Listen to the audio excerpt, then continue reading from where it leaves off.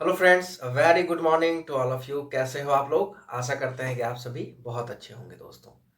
तो दोस्तों, आज ये वीडियो मैंने खास करके बनाया है वो जो भी एस्पायरेंट्स जो कि डीएमएस जो कि रेलवे की एक बहुत ही अच्छी पोस्ट है उसके लिए प्रिपेयर कर रहे हैं या फिर वो ऑलरेडी क्रैक कर चुके हैं लास्ट जो हमारा आरआरबी जेई कंडक्ट हुआ और ज्वाइनिंग के प्रोसेस में है। तो दोस्तों, दोनों ही टाइप के कैंडिडेट्स के लिए ये वीडियो बहुत ही ज़्यादा इंपॉर्टेंट रहने वाला है, क्योंकि यहाँ पे डीएमएस के पोस्ट को लेकर from training to posting, promotion, work life balance as well as salary, career growth, सारे ही मुद्दों पे हम लोग यहाँ पे डिटेल में चर्चा करेंगे और एक एक डायमेंशन को हम लोग खोलेंगे इस वीडियो में दोस्तों। तो वीडियो में लास्ट तक बने रहिएगा पूरी जानकारी के लिए, और जो बच्चे नए हैं वीडियो को लाइक शेयर सब्सक्राइब करना बिल्कुल मत भूलिएगा दोस्तों। तो सबसे पहले दोस्तों, अगर बात करें कि रेलवे में जो जेई के साथ ये पोस्ट हमारा निकलता है डीएमएस, ये क्या है? तो ये है दोस्तों डिपो मटेरियल सुपरिंटेंडेंट, जिनका की स्टार्टिंग पे लेवल जो है वो एकदम सेम होता है, आपके जेई की ही तरह होता है। और मैं अगर कहूं कि जैसे जेई होते हैं engineering department, mechanical, civil as well as electrical electronics, तो उसी तरह material management as well as store में डीएमएस होते हैं। एकदम पैरेलल पोस्टिंग होती है, ठीक है। जैसे आप जेई से एसएससी बनते हो, सीनियर सेक्शन इंजीनियर बनते हो, उसी तरह एक डीएमएस सीडीएमएस बनता है। डीएमएस से चीफ डीएमएस बनता है, मतलब चीफ डिपो मटेरियल सुपरिंटेंडेंट बनता है। तो दोस्तों, अगर बात करें कि इसमें कौन बच्चे अप्लाई कर सकते हैं, तो यहाँ पे क्या है कि आपको बस किसी भी ब्रांच से डिप्लोमा या डिग्री होना चाहिए। स्पेसिफिक ब्रांच की नीड नहीं है, किसी भी ब्रांच से आपको डिप्लोमा या डिग्री होना अनिवार्य है। अब इसकी ट्रेनिंग क्या सेम होती है जेई के तरह या उससे कम होती है? तो दोस्तों, ये क्वेश्चन बहुत बड़ा आया हुआ था। तो I will like to clear that DMS की ट्रेनिंग आपकी एक साल की नहीं होती है, बल्कि 24 से 25 हफ्ते की होती है। मतलब आप मान के चलो 6 मंथ्स की ट्रेनिंग होती है डिपो मटेरियल सुपरिटेंडेंट की। ये ट्रेनिंग क्या कैसी होती है? क्लासरूम होती है या फील्ड होती है? तो यहाँ पे अगर प्रैक्टिकली मैं बात करूं दोस्तों, तो डीएमएस की ट्रेनिंग आपको ज्यादातर जो है, जितने जैसे मान लो आपका ईस्टर्न रेलवे में हुआ, हावड़ा डिवीजन में हुआ, तो हावड़ा डिवीजन के इर्द गिर्द जितने भी डिपो हैं छोटे बड़े, उसमें आपको विजिट कराया जाएगा। वहां का जो वर्क कल्चर है, आपको जो काम करना पड़ेगा, जैसे कि एक डीएमएस का काम क्या होता है पहले आप ये समझ लें। डीएमएस का काम है कि मटेरियल जो भी रेलवे में यूज हो रहा है, या तो मैन्युफैक्चरिंग के लिए या फिर मेंटेनेंस के लिए, तो ये सारे मटेरियल्स को प्रोक्योर करने से लेकर डिस्पोजल तक, मतलब from starting of life to their end of life, एक डीएमएस और सीडीएमएस इस चीज को मैनेज करते हैं। टोटली मटेरियल मैनेजमेंट का काम होता है डीएमएस और सीडीएमएस का दोस्तों। तो ऐसे में क्या है कि आपको जितना भी ट्रेनिंग में है उसके जितने पार्ट्स होते हैं, बहुत सारे पार्ट्स हैं। जैसे कि आप पहले डिमांड करते हो, फिर आपका different different types of demand होता है। स्टॉक आइटम का अलग, नॉन स्टॉक आइटम का अलग, इम्प्रेस्ड अलग होता है, फिर लेजर मेंटेनेंस होता है, फिर फिजिकल वेरिफिकेशन कैसे किया जाता है मटेरियल का, फिर मटेरियल का आप सीआरएन कैसे जनरेट करते हो, रिसिप्ट कैसे करते हो, उसको डिस्पोजल करने के लिए क्या कंडीशन है। मतलब जितना भी आपका मेनली जो कंप्यूटर रिलेटेड वर्क है, खाता रिलेटेड वर्क है, ये सब आपको सिखाया जाता है ट्रेनिंग में। उस जब आप 6 महीने के बाद ज्वाइन करोगे तो आपको डायरेक्ट हैंड ऑन करना पड़ेगा इन्हीं सब कामों से।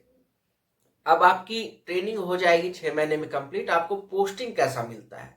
तो देखो दोस्तों, पोस्टिंग यहाँ पे मेनली जो होगा आपको, वो डिविजनल हेड क्वार्टर से कनेक्टेड डिपो में, वो डिविजनल हेडक्वार्टर के इर्द गिर्द जो बड़ा डिपो होता है मटेरियल्स का, वहां होगा, या फिर वर्कशॉप्स में होगा, या फिर कहीं अगर प्रोडक्शन यूनिट्स है तो वहां का भी, हर जगह का स्टोर होता है। वर्कशॉप का अपना स्टोर है, डिवीजन का अपना स्टोर है, प्रोडक्शन यूनिट का अपना कनेक्टेड स्टोर है। तो जहां भी स्टोर है वहां डीएमएस जाएंगे, वहां डीएमएस की पोस्टिंग होगी। अब मान लो कोई डिवीजन है जहां की हेडक्वार्टर से दूर कोई बड़ा स्टेशन है, और उसके इर्द गिर्द कोई डिपो रखना पड़ रहा है, क्योंकि अगल बगल आपको पता है कि लोको सेट्स होते हैं, इलेक्ट्रिक लोको सेट, डीजल लोको सेट, वैगन मेंटेनेंस का सेट। तो ये सब क्या है कि इन सेट को भी मटेरियल्स का जरूरत होता है। तो हो सकता है बहुत सारे सेट्स और डिपो जो हैं वो डिविजनल हेडक्वार्टर से दूर भी होते हैं। तो उस कंडीशन में आपको छोटे डिपो में भी पोस्टिंग मिल सकती है जो हेडक्वार्टर से दूर भी है, ठीक है। मगर ये पोस्टिंग जैसे आपकी एक बार किसी एक डिवीजन के अंदर हो गई तो होता क्या है कि एक अगर बड़ा स्टोर है दोस्तों, वहां बहुत सारे मटेरियल्स आते हैं। तो सारे मटेरियल्स एक जगह नहीं रखे जाते हैं, उनको वार्ड वाइज, वार्ड 1 वार्ड 2 ऐसे करके ABCD करके अलग अलग वार्ड में बांट दिया जाता है। तो DMS का ट्रांसफर जो होता है मतलब वो मेनली वार्ड टू वार्ड होता है। आप उसी वर्कशॉप में रहोगे, उसी स्टोर में रहोगे, बस आपको इस वार्ड से उस वार्ड ट्रांसफर किया जाएगा 2-3 साल में। और कभी कभी ऐसा भी होता है रेयर केस में कि आप किसी रिमोटली कनेक्टेड स्टोर से आपको डिविजनल हेडक्वार्टर का कनेक्टेड स्टोर में भेज दिया जाए, मगर डिवीजन के अंदर ही आपकी ट्रांसफर होगी। मेनली अगर इर्द गिर्द ही होती है, दूर नहीं होती है, ये आपको समझ लेना। अब रही पोस्टिंग की तो आपने समझ ली, अब सैलरी आपकी क्या रहेगी। तो दोस्तों आपका जो 7th सेंट्रल पे कमीशन अभी लगा हुआ है या चल रहा है, उसके अकॉर्डिंग आपको लेवल 6 में 35,400 का बेसिक स्टार्ट होगा आपका ट्रेनिंग से। ट्रेनिंग में मगर 6 महीने आपको ओनली बेसिक एंड DA मिलेगा। 6 महीने के बाद आपको उसके साथ TA, ट्रांसपोर्ट अलाउंस और HRA, हाउस रेंट अलाउंस भी मिलना स्टार्ट हो जाएगा।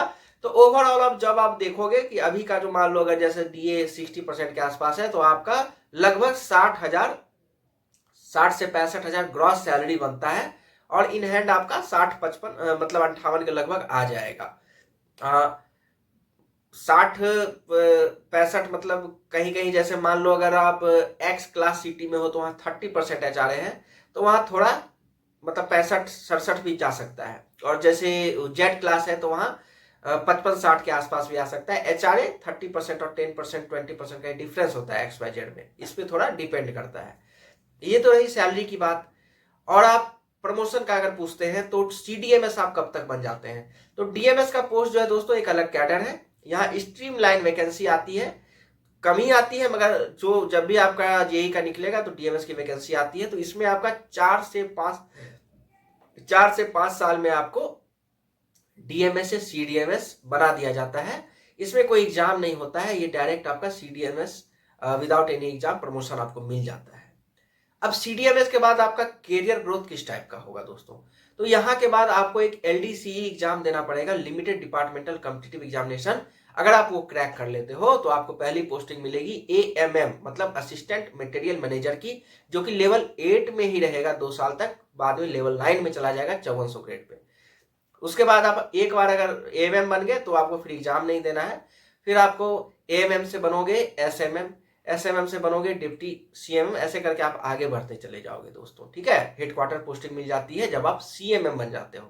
तो जो बच्चे पहले LDC क्रैक करते हैं तो CMM तक पहुंच सकते हैं, इसमें कोई दिक्कत नहीं है।